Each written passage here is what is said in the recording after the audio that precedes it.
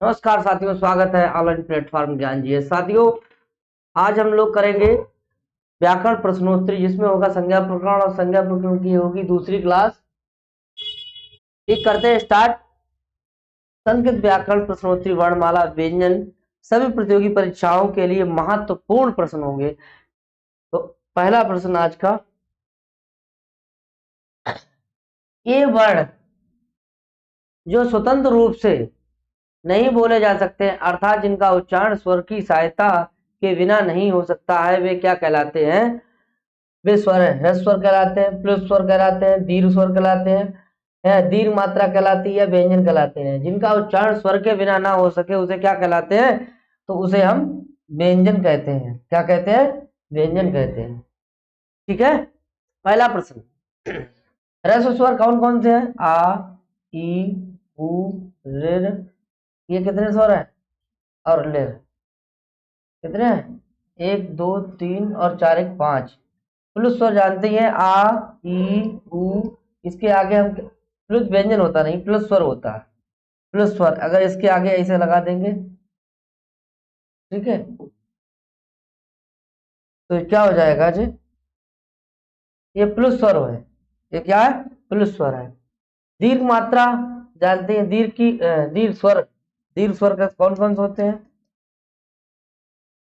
दीर्घ स्वरों की संख्या अगर साथियों पूछी जाए तो कितनी हो जाएगी? 8।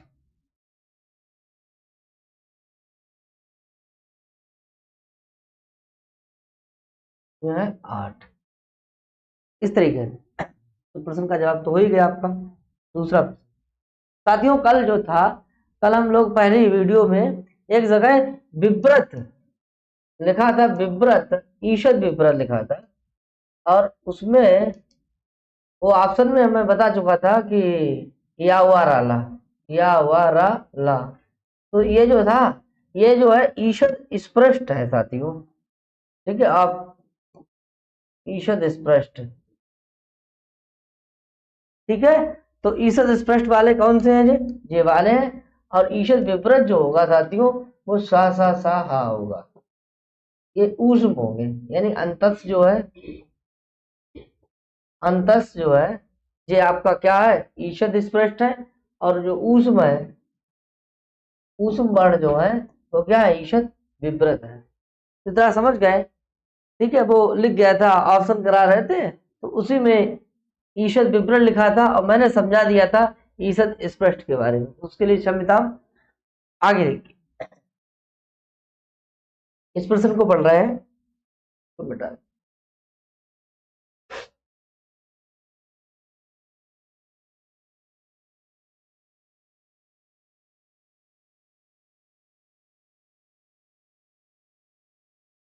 संस्कृत व्याकरण शास्त्र में जो शुद्ध व्यंजन वर्ण होंगे उन्हें किसके साथ लिखा जाता है? उन्हें किसके साथ लिखा जाता है? उपध्मानीय के साथ लिखा जाता है, जीवामूलीय के साथ लिखा जाता है, हलंत के साथ लिखा जाता है, स्वरों के साथ लिखा जाता है।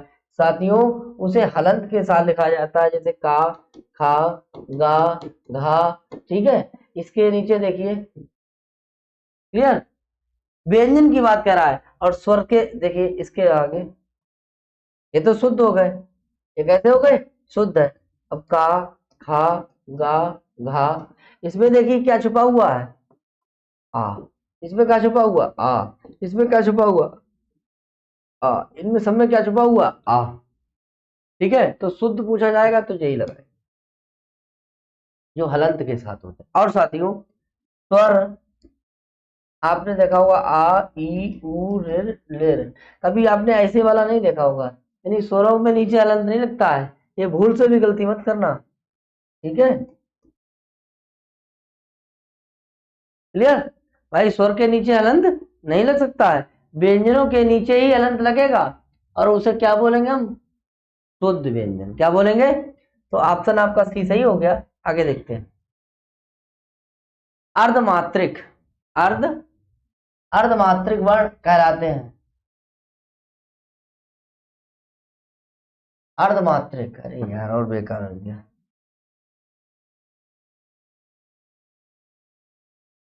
चलिए, अर्ध मात्रिक, अर्धमात्रिक।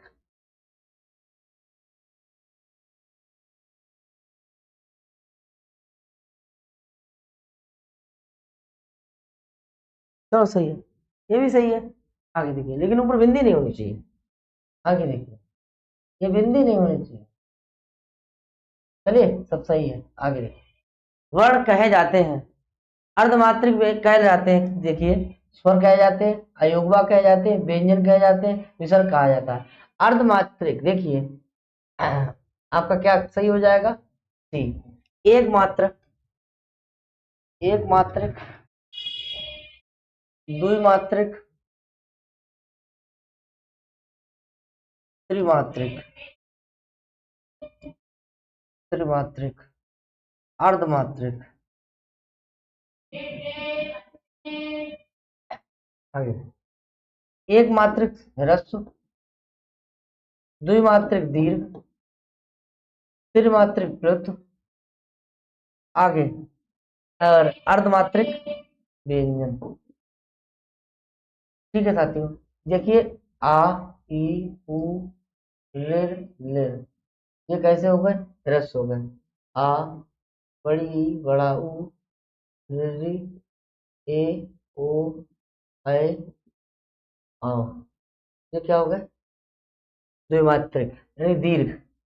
आ, ई, उ, इसके आगे क्या लगा लेंगे? ये क्या हो गया हमारा? प्लुत। व्यंजन, का, का से माँ। ठीक है, का से माँ तक। और भी है, या, वा, रा, ला, टा, शा, सा, सा, हा। ये सब क्या हो गया? इसकी मात्रा कितनी हो गई? अर्धमात्रिक। जितने व्यंजन है वो कैसे हैं? अर्धमात्रिक है। ये कैसे है? प्लुत है, उनकी मात्रा कितनी होगी? त्रिमात्रिक। जो दीर्घ स्वर है उसकी मात्रा कैसी होगी? दो मात्रिक। जो ह्रस्व है उसकी मात्रा कैसी होगी? एक मात्रिक। आपके सामने वर्ण भी आ गए। ठीक है, ये मात्रा काल के आधार पर हो गया। अगर एक मात्रा है तो ह्रस्व है, द्विमात्रा है तो दीर्घ है, त्रिमात्रा है तो प्लुत है, और अर्धमात्रा है तो क्या है? व्यंजन है। ठीक है साथियों, उसका सही जवाब भी हो गया आपका क्या? व्यंजन। और साथियों, स्वरों की संख्या कितनी है? 9 है। इसे क्या कहते हैं? अच कहते हैं। अच एक प्रत्याहार है। ठीक है, अयोगवा की संख्या कितनी है? 4 है। व्यंजन, व्यंजनों की संख्या अगर पूछी जाए तो कितनी है? व्यंजन 3 है। और विसर्ग आप जानते ही हैं, ये स्वर के बाद लगता है। ठीक है, तो सही ऑप्शन भी हो गया और ये भी आप सीख। आगे देखिए, तीर मात्रा अस्तु प्लुतोग्यम, प्लुतोग्यम डैश डैश डैश का अर्धमात्रिकम रिक्त स्थान की पूर्ति करिए। तीर मात्रा अगर प्लुत की है तो अर्धमात्रा किसकी है? तो अर्धमात्रा किसकी है? क्या ह्रस्व की है, क्या दीर्घ की है, क्या प्लुत की है? किसकी है? अर्धमात्रिकम। तो व्यंजनम चा अर्धमात्रिकम, व्यंजन की कहा है? कौन सी मात्रा है? तीर मात्रा प्लुतोग्यम, तीर मात्रा प्लुतोग्यम, तो व्यंजनम अर्धमात्रिकम। ठीक है, आगे देखते हैं। अभी मैंने बताया था, ऑप्शन नंबर कौन सा सही होगा? डी। आगे बढ़ते हैं। सभी व्यंजन वर्ण किस प्रत्याहार में समाहित होते हैं? सभी व्यंजन वर्ण किस प्रत्याहार में समाहित होते हैं साथियों बताइए। अक में देखिए, आ, ई, उ, ऋ, लिर, और क्या आया? का। ये कितने वर्ण हो गए? कितने हो गए? अक प्रत्याहार। हल प्रत्याहार, हा, या, वा, डैश। हैवरट के हा सूत्र से लेकर के और हल के ला तक जाएंगे, तो हा से हमने क्या बना दिया? ला। ठीक है, सभी व्यंजन वर्ण कौन से प्रत्याहार में? हल में हो जाएंगे। हस में देखिए कितने वर्ण आते हैं? हस में कितने आते हैं? 5। इसमें संपूर्ण, संपूर्ण वर्ण, स्वर यानी स्वर प्लस व्यंजन, स्वर प्लस व्यंजन, स्वर प्लस व्यंजन। ठीक है, इसमें 20 वर्ण आते हैं। तो इसका सही ऑप्शन, सभी व्यंजन वर्ण किस प्रत्याहार में आते हैं? तो भैया हल में आते हैं। किसमें आते हैं? हल में आते हैं। नेक्स्ट प्रश्न, व्यंजनों का अपर नाम क्या है? अर्थात व्यंजनों का दूसरा नाम क्या है? व्यंजनों को दूसरा नाम क्या कह सकते हैं? हसू कह सकते हैं, गलत है। अच कह सकते हैं, अच बराबर तो स्वर होता है। और अल में क्या है? स्वर प्लस व्यंजन, व्यंजन। ठीक है, तो हल बराबर क्या है? हल में सभी व्यंजन वर्ण। ठीक है, और इनकी संख्या क्या होती है? 33 होती है। इसमें देखिए स्पर्श, 25, अंतस्थ,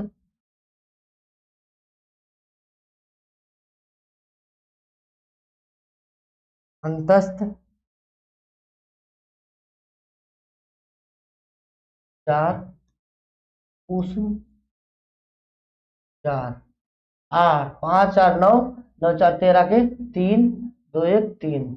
इस तरीका कितनी संख्या हो गई? 33। ठीक है साथियों, आगे देखते हैं। ऑप्शन हमारा कौन सा हो गया? बी। कुल व्यंजन वर्णों की संख्या कितनी होती है? कुल व्यंजन वर्णों की संख्या कितनी होती है? देखिए साथियों, ये सब कट कर लीजिए। 14 माहेश्वर सूत्र होते हैं, माहेश्वर सूत्र होते हैं। ऑप्शन के हिसाब से बता, आगे देखिए। 9 अच, अर्थात ये क्या है? स्वर, स्वर होते हैं। और 33 क्या हो गया? व्यंजन। 33 क्या हो गया? व्यंजन, व्यंजन। इन्हें क्या कह सकते हैं? इन्हें हल कह सकते हैं। ठीक है, तो कुल व्यंजन वर्णों की संख्या कितनी है? 33 है। सही जवाब क्या होगा हमारा? ए सही होगा। आगे देखते हैं। कितने माहेश्वर सूत्रों में व्यंजन वर्ण गिने गए हैं? माहेश्वर सूत्र कितने हैं? 14।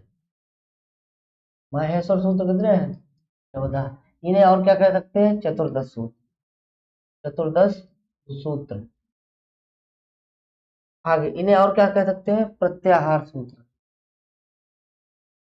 प्रत्याहार सूत्र। ये इसे क्या कह सकते हैं? पारणी सूत्र, शिव सूत्र, शिव सूत्र। आगे बहुत से नाम है, आगे देखिए।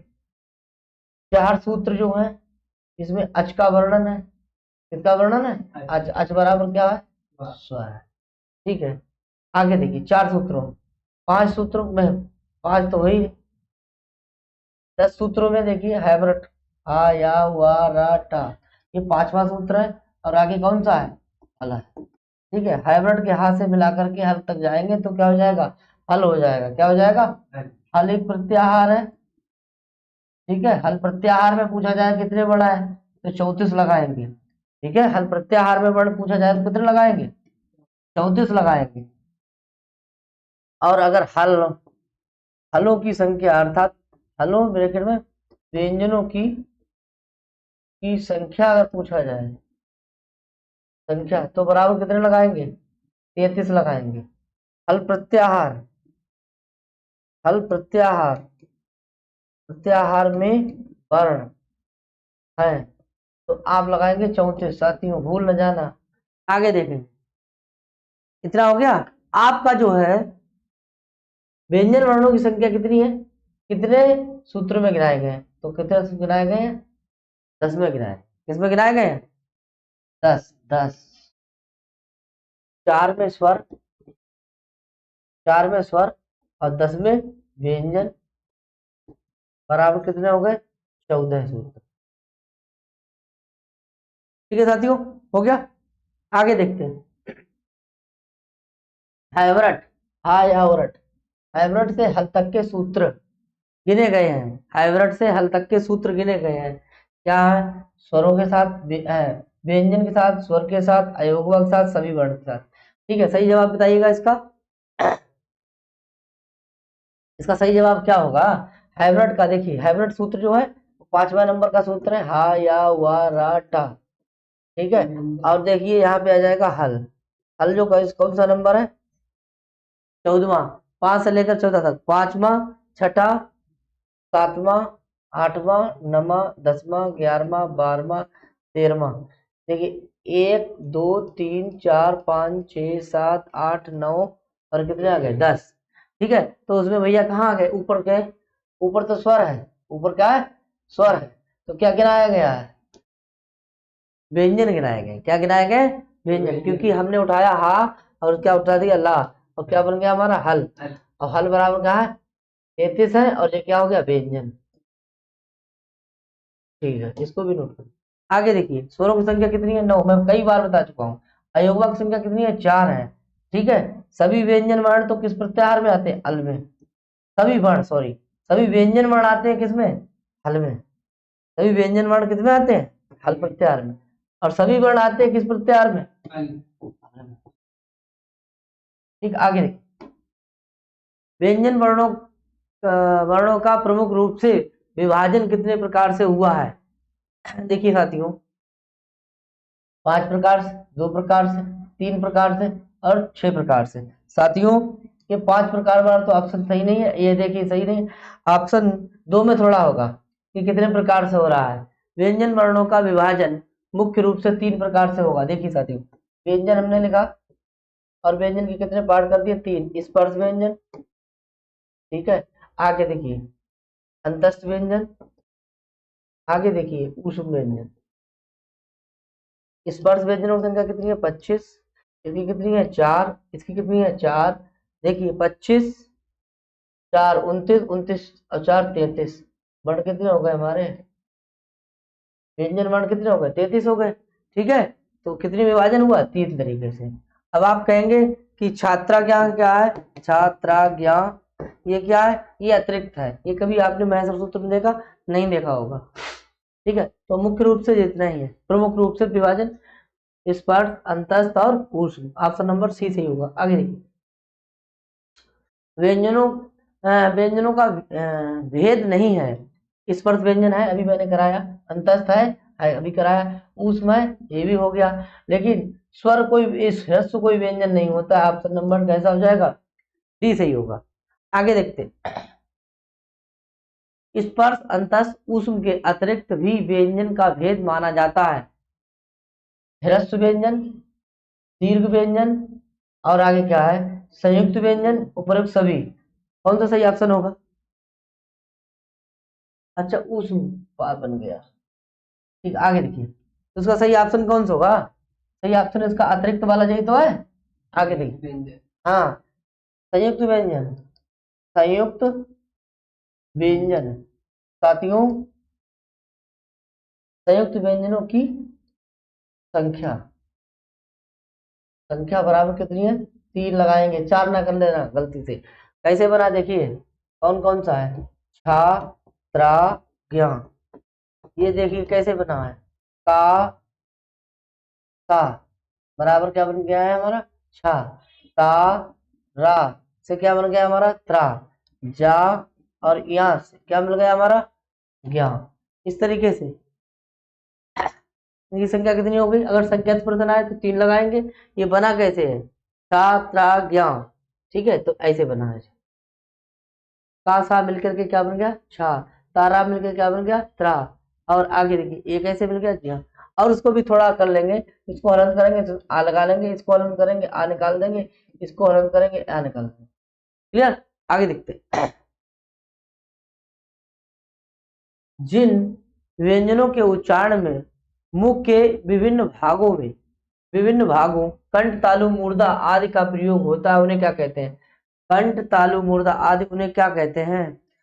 जिन वर्णों के उच्चारण में मुख के विभिन्न भागों कंठ, तालु, मूर्धा आदि का प्रयोग होता है, उन्हें क्या कहते हैं? उन्हें क्या कहते हैं? मिश्रित कहते हैं, स्पर्श कहते हैं, अंतस्थ कहते हैं, ऊष्म कहते हैं। कंठ, तालु। अब देखिए, कंठ है, तालु है, मूर्धा है, दंत है, ओष्ठ है। साथियों, ये क्या है? उच्चारण स्थान है। क्या है? हाँ। और का, खा, अंगा, छा, छा,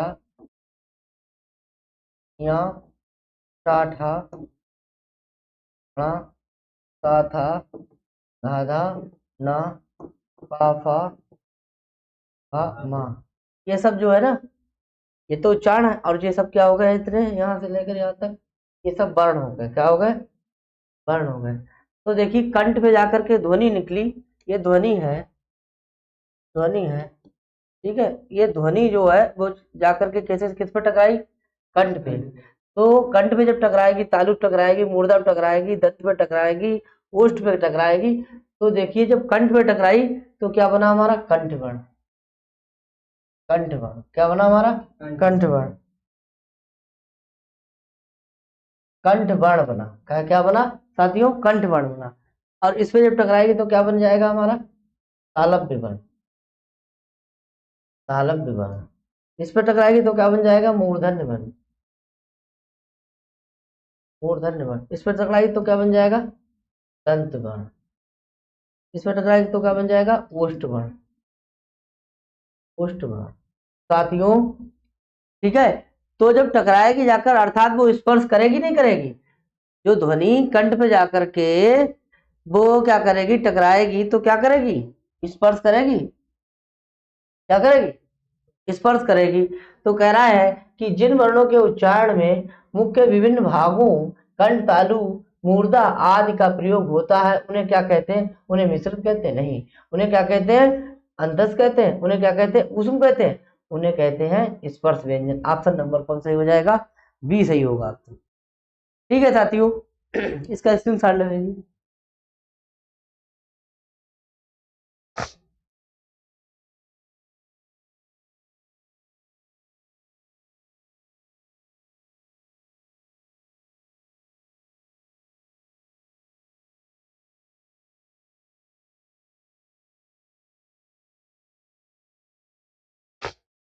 ठीक ले चुके होंगे हैं। आगे देखिए स्पर्श व्यंजनों की संख्या कितनी मानी गई है। स्पर्श व्यंजनों की संख्या कितनी मानी गई देखिए अभी मैंने पढ़ाया था। एक लिया का खा का अंगा, फिर ले लिया हमने कवर्ग हो गया जी ठीक है। और फिर चा कवर्ग हो गया टा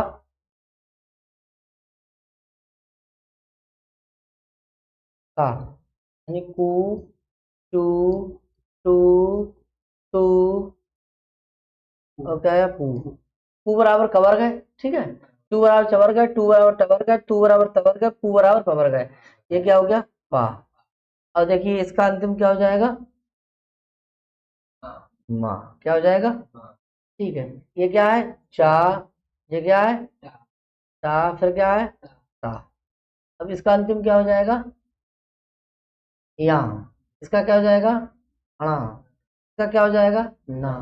देखिए भैया पांच इधर से हैं, पांच ये हो गए और पांच इधर से। इधर देखिए का खा गा घा घा। एक दो तीन चार अरे ज्यादा हो गया।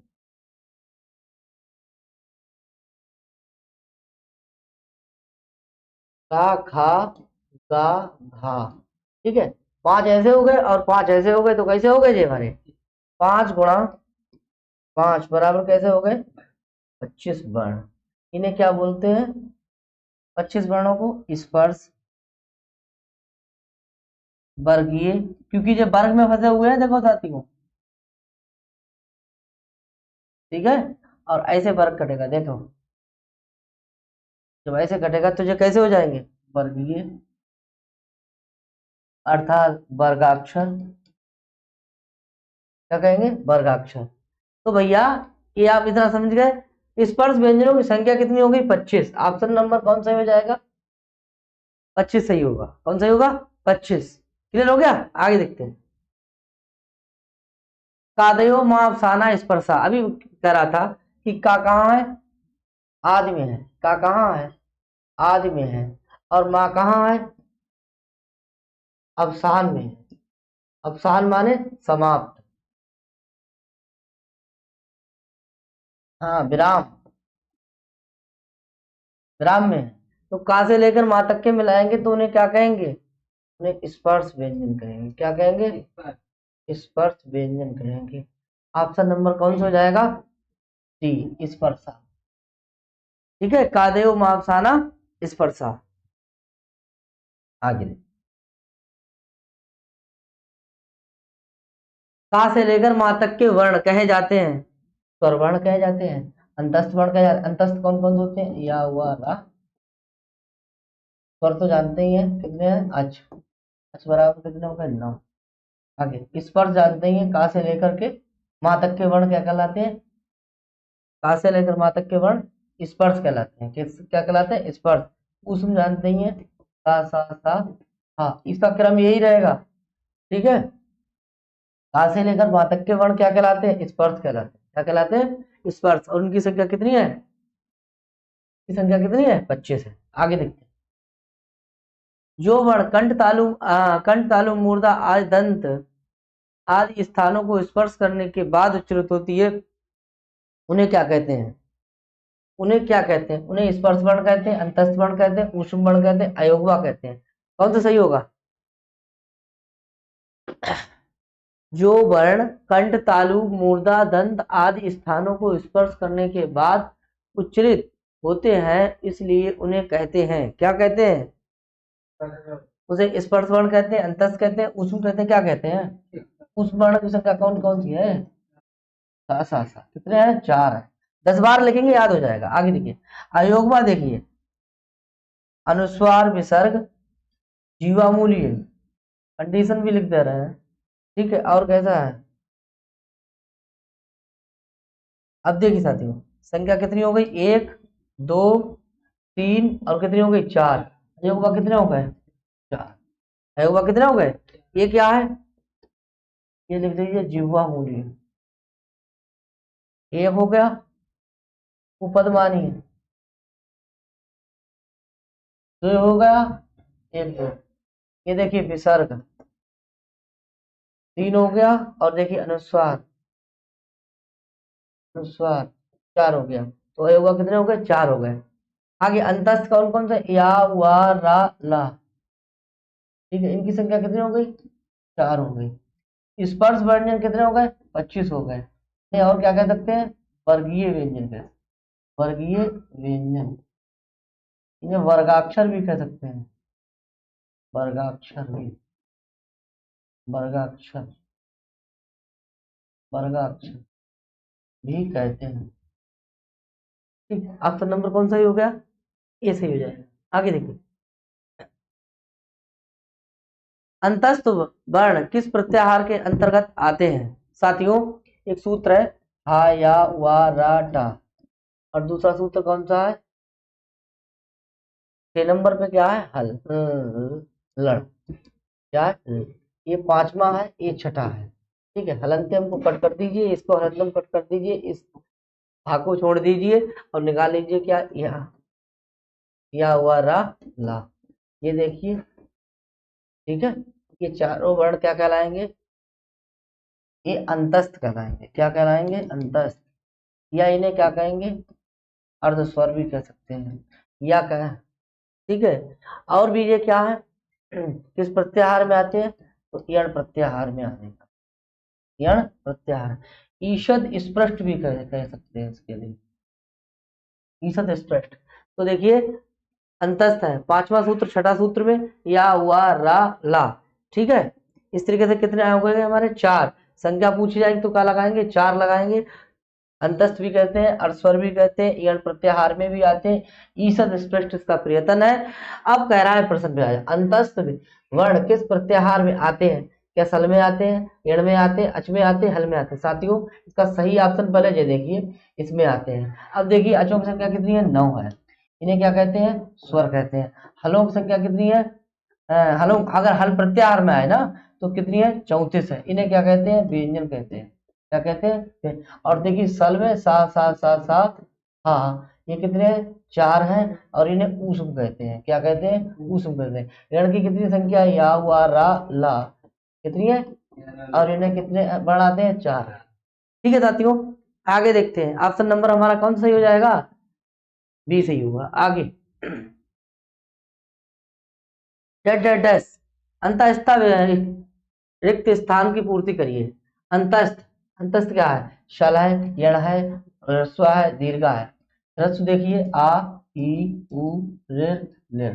देखिए इनके ह्रस्व है, ये क्या है? बड़ा आ, बड़ी, बड़ा ऊ, रि, ए ओ ए औ। इनकी संख्या कितनी है? 8 है। ठीक है, आगे सा सा सा, हाँ, इनकी संख्या कितनी है? 4 है। इन्हें और क्या कह सकते हैं? ऊष्म कह सकते हैं। और इन्हें क्या कह सकते हैं? विव्रत, अरे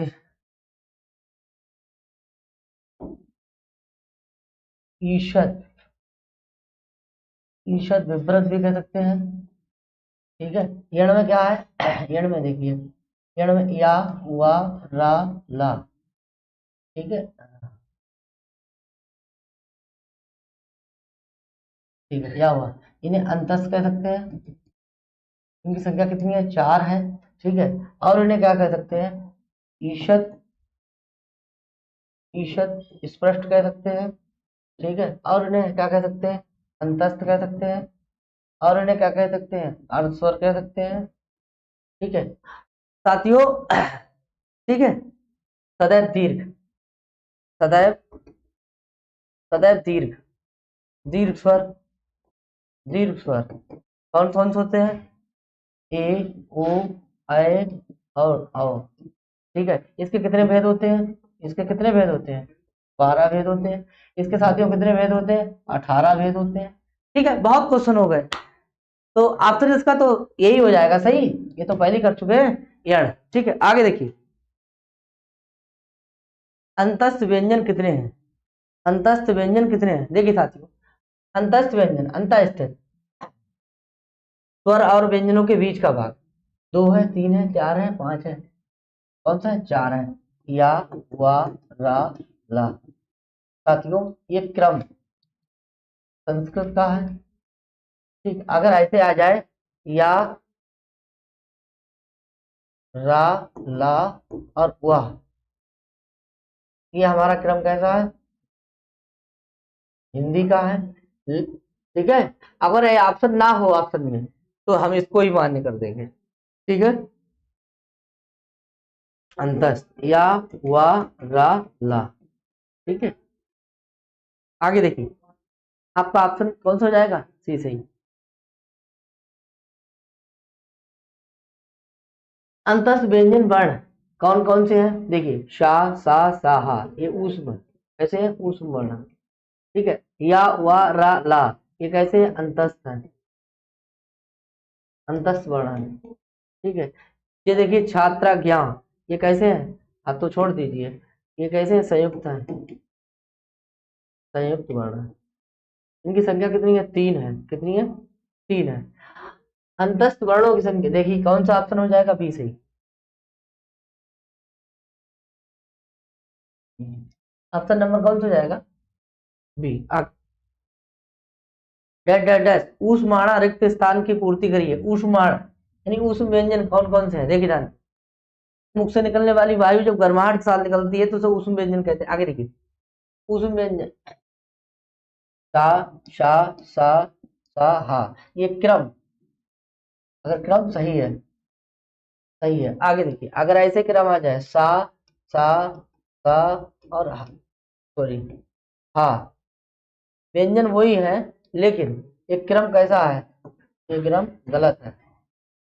ठीक है, आगे देखिए, एक पॉइंट जो हो गया, दूसरा पॉइंट जो हो गया, तीसरा पॉइंट देखिए, इन्हें क्या कहते हैं, शा हा को बराबर, ये किस प्रत्याहार में आते हैं, सल प्रत्याहार, किस प्रत्याहार में, सल प्रत्याहार। और सल प्रत्याहार, सल प्रत्याहार दो सूत्रों से मिलकर बना है, सल प्रत्याहार दो सूत्रों से बना है। नंबर 1 13वां और 14वां सूत्र। ठीक है, सुनते जाइए साथियों। ठीक है, आगे देखते हैं। तल प्रत्याहार में और इन्हें क्या क्या नाम है इनका, ऊष्म वर्ण, ऊष्म वर्ण भी कह सकते हैं, इसे ईषद विपरीत भी कह सकते हैं। ठीक है साथियों, तो अब देखना है ऊष्माणा क्या है, बोले सल, यण यण अंतस्था, तो लोग जानते ही है, आ, ई, उ, और उसके आगे हम लगा देंगे क्या, दीर्घ को अभी बचा नहीं था, 8 वर्ण होते हैं, 8 वर्ण होते हैं। दीर्घ वर्ण कितने होते हैं, 8 होते हैं, 8 वर्ण। आगे ऑप्शन नंबर कौन सा हो जाएगा, ए सही होगा। उस व्यंजन वर्णों की संख्या है, उस व्यंजन वर्णों की संख्या कितनी है, शा, शा, शा, सा, हा, बराबर कितनी है, 4 है। ऑप्शन नंबर कौन सा हो जाएगा, बी सही हुआ। आगे देखते हैं, उस व्यंजन वर्ण किस प्रत्याहार में आते हैं, चा, शा, सा, रा, और क्या है हल। साथियों, ये 13वां नंबर सूत्र है, ये 14वां नंबर सूत्र है, और सा से लेकर चलेंगे ला तक, क्या बन जाएगा हमारा सल। और सल प्रत्याहार में वर्ण कौन कौन से हैं, सा हा। ठीक है, कितने सूत्रों से बना है, 2 सूत्रों से बना है। उनकी संख्या कितनी है, इसकी संख्या है 4, इसकी संख्या कितनी है, और ये क्या है प्रत्याहार। ठीक है, आपका ऑप्शन नंबर कौन सा हो जाएगा। ठीक है, अच में क्या आता है, अच में आते हैं स्वर, हल में क्या आता है व्यंजन। ठीक है, यण में क्या आता है अंतस्थ, सल में क्या आता है ऊष्म। ठीक है, आगे देखते हैं।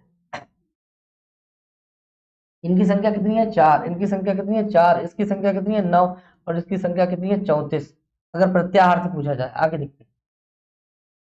सा हा, इन व्यंजन वर्णों की परिगणना होती है, इनकी किसमें होती है, उसमें में होती है, अंतस्थ में होती है, अयोगवा में होती है, संयुक्त होती है। देखिए संयुक्त देख लीजिए, छात्रा, कैसे नहीं याद होगा जब 10 10 बार 20 20 बार याद करेंगे। कितनी होती है, 3 होती है। आगे देखिए अयोगवा कितने होते हैं, अयोगवा अनुस्वार, विसर्ग, और कैसा है जीवामूल्य, और कैसा है पा, और आगे देखिए और फा। ठीक है, इनकी संख्या कितनी होती है 4 होती है, कितनी है 4।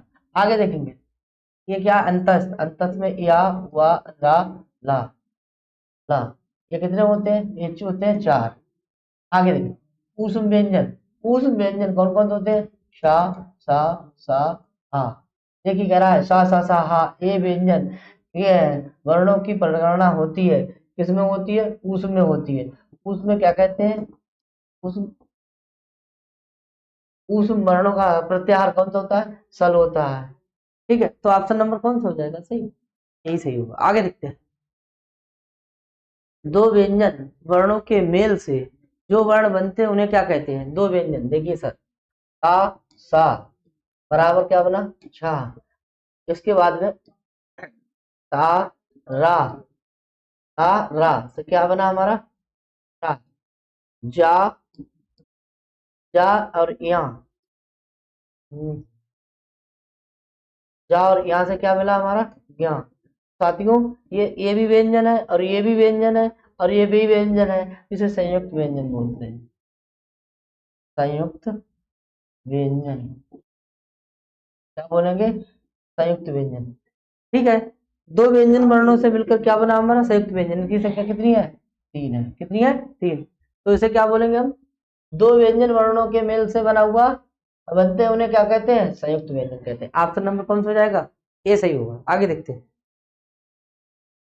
मिश्रित या संयुक्त व्यंजन नहीं है, देखिए अभी हम बनाया था का, सा, और ता, रा, आगे जा, या, लेकिन पा जो कैसा है, पा हमारा कैसा है स्पर्श, स्पर्श। तो जे भी सही है, जे भी सही। ठीक है, लेकिन कौन सा नहीं है, तो जे वाला ऑप्शन हो जाएगा आपका पा। पा कैसा है स्पर्श है। आगे देखिए, निम्नलिखित में से कौन सुमेलित नहीं है। साथियों, का सा आ मिलके क्या बन जाता है, छा भी बताया था। तारा आ मिलके क्या बन जाता है, त्रा बन जाता है। जा या आ मिलके क्या बन जाता है, क्या बन जाता है। लेकिन पहाड़ा आगे मिलके नहीं बनता है, ये गलत है। यही ऑप्शन आपका सही होगा 28 का डी। आगे देखते हैं, इसके आगे बात करता हूँ। कवर्ग, चवर्ग, टवर्ग, तवर्ग, पवर्ग है। कवर्ग, चवर्ग, टवर्ग, तवर्ग और पवर्ग को कहा जाता है, वर्गाक्षर कहा जाता है, वर्गीय व्यंजन कहा जाता है, आगे स्पर्श कहा जाता है, या उपयुक्त सभी। साथियों, कवर्ग में आते हैं 5, फिर चवर्ग, फिर टवर्ग, फिर तवर्ग और फिर पवर्ग। इन्हें हम वर्ग के अंतर्गत आते हैं, वर्गाक्षर हो जाते हैं, वर्गीय भी बोलते हैं, और स्पर्श व्यंजन भी बोलते हैं। तो साथियों, इसका सही ऑप्शन क्या हो जाएगा, उपयुक्त सभी। आगे देखते बता चुका हूँ। कु, चू बराबर क्या हो जाता है चवर्ग। अगर देखिए चू, कु, टू, टू, टू और पू, ये क्या हो गया कवर्ग, ये क्या हो गया चवर्ग, ये क्या हो गया चवर्ग, ये क्या हो गया सवर्ग, और ये क्या हो गया, पवर्ग। ठीक है, इस तरीका देखिए, जब चू चवर्ग हो सकता है तो कू भी कवर्ग हो सकता है। तो चू भी चवर्ग है, टू ये भी टवर्ग है, टू ये भी तवर्ग है, और ये पू क्या है, ये पवर्ग है। ठीक है, इसकी शॉर्ट फॉर्म में इसे उदित बोलते हैं। क्या बोलते हैं, उदित वर्ण। उदित वर्ण है कौन, कितने हैं, 5 है। कितने हैं, 5 है। अब देख लीजिए, चा छा जा जा यहाँ। ठीक है, चू चवर्ग में कौन कौन से वर्ण आते हैं, टाटा टाटा अणा, ये क्या हो जाएगा, तवर्ग हो जाएगा। ये क्या हो जाएगा, चवर्ग हो जाएगा। ये क्या हो जाएगा, ता था ता ना, ये तवर्ग हो जाएगा। ये क्या हो जाएगा, इसका कोई क्रम ही नहीं है। ठीक है, तो सही इसका ऑप्शन क्या होगा, चवर्ग में कौन कौन से वर्ण आते हैं, चा छा जा झा या। ऑप्शन नंबर ए सही होगा, ऑप्शन नंबर ए सही हो जाएगा। आगे देखते हैं, वर्गीय व्यंजन नहीं है, वर्गीय व्यंजन नहीं है। काका का कंगा है, अभी बताया था। चा चा छा जा यहाँ है, पर टाटा डाढ़ा है, लेकिन ये आपका है यवक या वर्ग, या कोई वर्ग नहीं होता है। ठीक है, देखिए या हुआ रा ला, यही ऑप्शन आपका कैसा है, यही सही है। 31 का डी सही है। अब देखिए, या वा रा,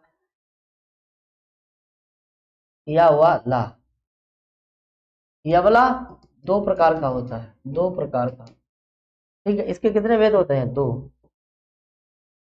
देखिए साथियों, एक ऐसे वाला भी बन जाएगा, और ये ऐसे वा वा ला ला। विद्वान लेखन में काफी फायदा मिलेगा। आगे देखिए, देखिए ये वाला कैसा है, एक है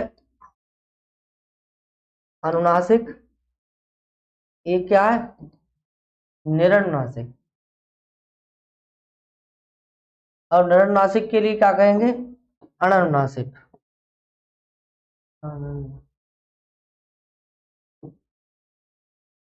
अनुनासिक। हम्म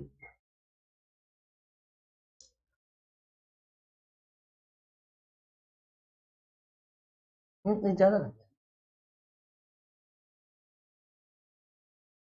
अनुनासिक है, और इसमें अन जोड़ दीजिए। और हाँ, तो सही तो है। आगे देखिए,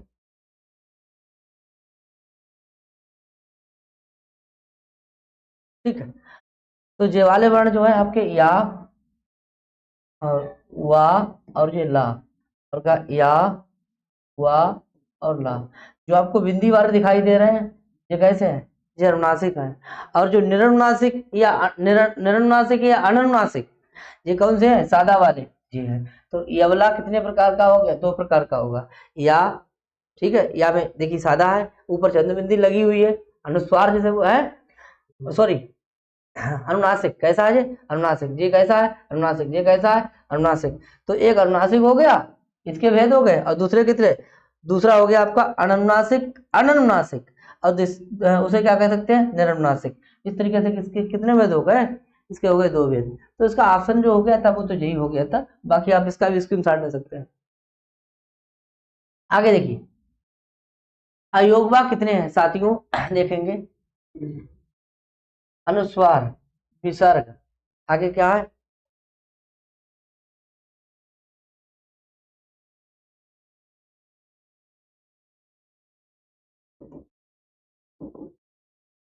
देखिए ये अनुस्वार है, सब लोग जानते हैं। ये विसर्ग है, आगे ये जीवा मूली है, ये देखिए उपदवाणी है। अब देखिए इसकी संख्या दो ना लगाना, एक एक एक एक, इसकी संख्या कितनी है, एक ही है ये कितने, एक एक है। ठीक है, कितने होगा यहाँ पे, चार। तो अयोगा की संख्या पूछी जाए तो कितनी हो जाएगी, चार। परीक्षा में सवाल आ चुका है, और उसका भी लेंगे स्क्रीनशॉट। अनुस्वार, विसर्ग, उपदमानीय और जीवा मूल्य उपदमानीय, संख्या कितनी हो गई, चार हो गई। ठीक है, आगे देखते हैं, 32 का कौन सा हो जाएगा, निम्नलिखित में सुमेल है, कौन कौन सुमेलित नहीं है, अनुस्वार, विसर्ग, जीवा मूल्य, उपदमानीय, अयोगवा। ध्यान दीजिए, ए नंबर, ये कैसे है भाई, ऑप्शन ए मिश्रित। हाँ तो यहाँ पे लगा अयोग वाह, इसके आगे अयोग वाह, ये टाइपिस्ट है, मामला खराब। अयोग वाह, ठीक है। यानी ए, बी है, सी और डी, यही तो है। ई है, ई है, ई एफ है, ई और क्या आया है, ई के बाद में एफ।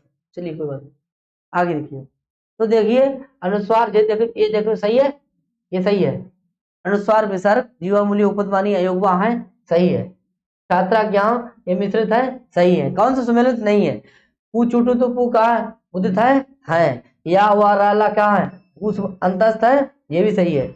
सा सा सा हा उसमय, ये भी सही है। ठीक है, ये तो सब सही थे। तो कौन सा सही नहीं है वो जरा देख रहे हैं। ई नंबर, हाँ ये लिखा का से लेकर माँ तक स्वर वर्ण अनुस्वार और विसर्ग आदि वर्णमाला और महसर सूत्र में है। ये क्वेश्चन नहीं है, वही है, ऑप्शन ही है क्वेश्चन। हाँ,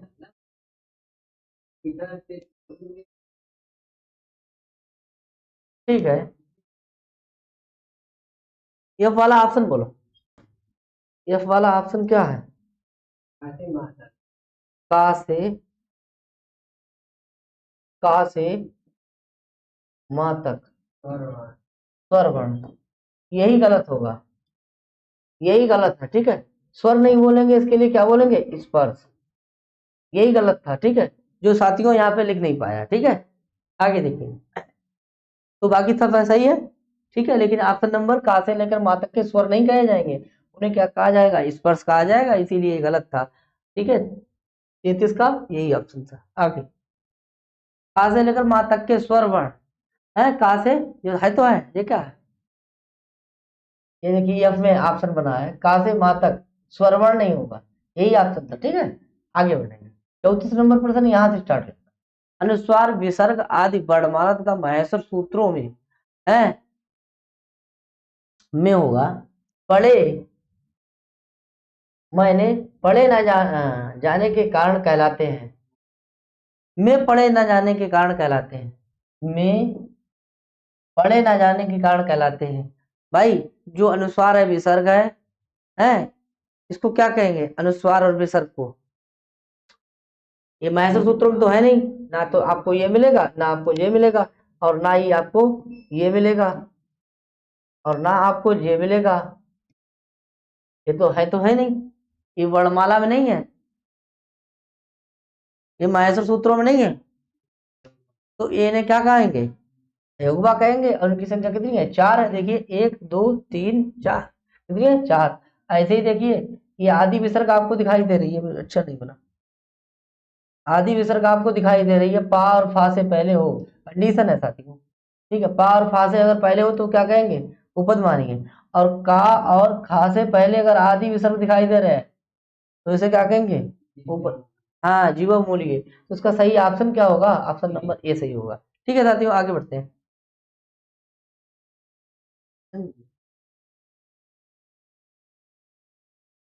आगे देखो,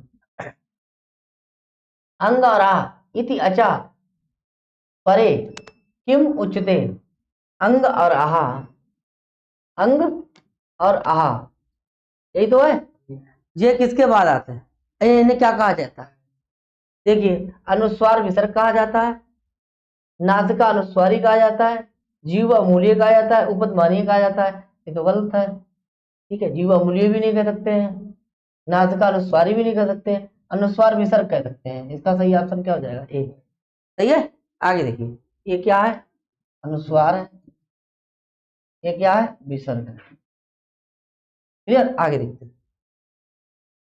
निम्नलिखित में से अनुस्वार और विसर्ग युक्त वर्ण है, अनुस्वार और विसर्ग युक्त वर्ण है। देखिए ये भी नहीं है, ये भी नहीं है, ये भी नहीं है, तो ऑप्शन नंबर कौन सही हो जाएगा, सी। आगे देखते हैं। जीवा मूल्य वर्ण कितने हैं, जीवा मूल्य वर्ण कितने हैं भाई, कंडीशन है का और खा से पहले आपको अर्ध विसर्ग दिखाई दे रही है, ये आदि वर्ग विसर्ग, ये तो कंडीशन है आपकी। ठीक है, तो इसकी संख्या कितनी हो गई, 1 हो गई। कितनी है, 1। ठीक है, गलती से 2 मत लगा देना, ऑप्शन नंबर ए हो जाएगा। आगे देख, दूसरा, उपदमानीय वर्ण कितने हैं? तो उपदमानीय की भी कंडीशन यही है कि भैया जो आपको दिखाई दे रहा है ये वाला, इसकी संख्या कितनी है? 1 है। इसकी संख्या कितनी है? 1 है। ऑप्शन नंबर कौन सा सही हो जाएगा? ए। डेट डेट डेट कखाभ्याम, का खा, इन कखाभ्याम, प्राग, प्राग माने पहले, आदि विसर्ग को आपको दिखाई दे रही है, ठीक है, आदि विसर्ग के समान दिखाई दे रही है, उसका नाम क्या है? जीवा मूल्य। तो देखिए कौन सा सही ऑप्शन हो जाएगा? यही सही हो जाएगा, का और खा। ठीक है, कंडीशन ना इसकी होगी ना इसकी होगी ना इसकी होगी, यही कंडीशन होगी। ऑप्शन नंबर कौन सा हो जाएगा? ए हो जाएगा। पढ़ सब चुके हैं, ठीक है, करना है हमें रिवीजन। ठीक है, आगे देखते हैं। काखा इति कखाभ्याम, काखा इति कखाभ्याम, प्राक माने पहले, अर्ध माने आदि विसर्ग के समान दिखाई देता है, उसे क्या कहते हैं? काखा से पहले, तो उसे क्या कहते हैं भैया? काखा से पहले अगर आदि विसर्ग दिखाई देती है तो ऑप्शन नंबर तो डी, सी, सी तो ऑप्शन नंबर दिया ही नहीं, चलो लिख दे रहे हैं, उसे कहते हैं जीवा मूल्य। जीवा मूल्य, जीवा मूल्य, ऑप्शन नंबर सी सही हो जाएगा। आगे देखिए, उपदमानी कौन सा है? पाफा। ठीक, आगे देखिए, विसर्ग जानते ही है, काली कोई है ही नहीं। आगे देखिए, ऑप्शन नंबर सी। का खा से पहले आधे विसर्ग के समान चिन्ह लिखा जाता है, उसे क्या कहते हैं? का खा से पहले कंडीशन है, उसे क्या कहते हैं? जीवा मूल्य। और पाफा से पहले दिखाई दे तो क्या कहेंगे? उपदमानी है। अनुस्वार जानते ही है, विसर्ग जानते ही है। ठीक है, ये किसके बाद आता है? स्वर के बाद। ये किसके ऊपर लगता है? स्वर के ऊपर लगता है। किसके ऊपर? स्वर के ऊपर लगता है। स्वर के ऊपर लगता है, जी ऐसे देखा होगा आपने।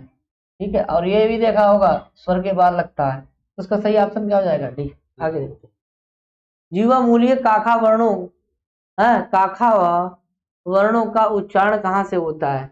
जीवा मूलम से, ओठ से, दंत से, कंठ से। ये सब कट करो और ये देख, इसका उच्चारण स्थान कहाँ से होता है? जीवा मूलम से। अच्छा, ये वाला लगा दे रहे हैं, ठीक है, और ऑप्शन नंबर कौन से हो जाएगा? ए। आगे देखते हैं, काखा, पाफा जो है, ये देखिए पा है और ये आदि विसर्ग दिखाई दे रही है। पाफा से पहले जो आधे विसर्ग के समान दिखाई दे चिन्ह लिखा जाता है, उसे क्या कहते हैं? उसे उपदमानियों कहते हैं। क्या कहते हैं? उपदमानी कहते हैं। विसर्ग नहीं कहते हैं, अनुस्वार नहीं कहते हैं, जीवामूल्य नहीं कहते, क्या कहते हैं? उपदमानी कहते हैं। आगे देखिए, उपदमानीय पाफा वर्णों का उच्चारण स्थान क्या होता है? देखिए, उपउपदमानीय नाम ओष्ठव, उपउपदमानीय नाम ओष्ठव, तो इसका उच्चारण स्थान क्या हो जाएगा? ऑप्शन नंबर ए सही होगा। कंठ वाला जो है ना, अकु विसर्य नाम कंठा, नृतुरसा नाम दंता, पिचु ऐसा नाम तालु। ऑप्शन नंबर कौन सही हो जाएगा? ए सही होगा।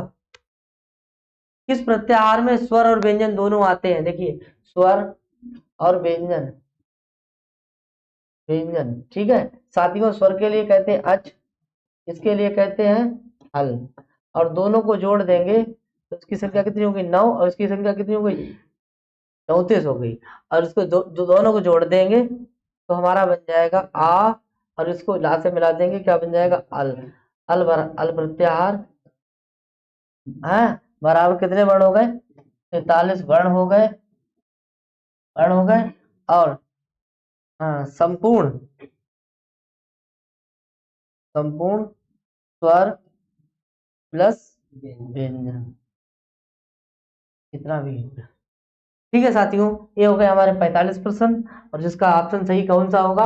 ए सही ऑप्शन होगा। हल में क्या आ जाएंगे हमारे?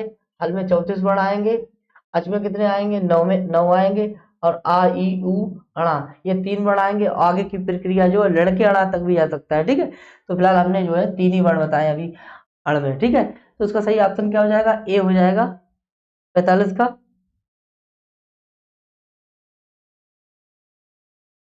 इतना ही है। ठीक है साथियों, आज के लिए इतना ही, और फिर मिलते हैं कल। नमस्कार, राधे राधे।